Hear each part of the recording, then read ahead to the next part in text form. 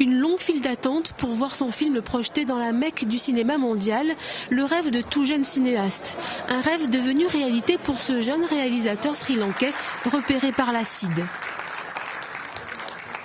Cette année, nous avons amené à Cannes, comme chaque année depuis 20 ans, 9 longs métrages choisis par 15 cinéastes cette année qui ont visité.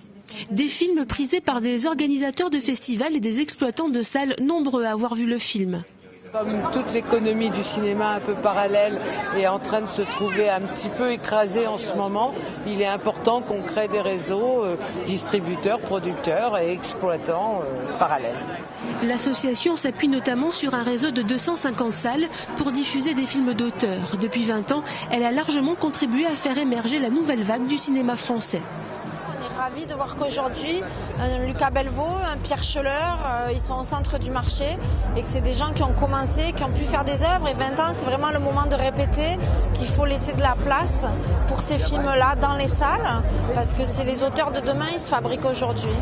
Ce jeune réalisateur, sélectionné l'an dernier, a vu son film projeté dans plus de 120 salles grâce à la CID.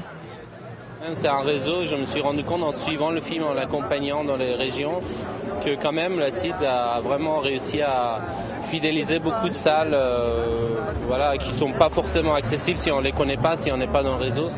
Durant le festival de Cannes, les films sélectionnés par la CID sont visibles au Studio 13 et au cinéma Les Arcades.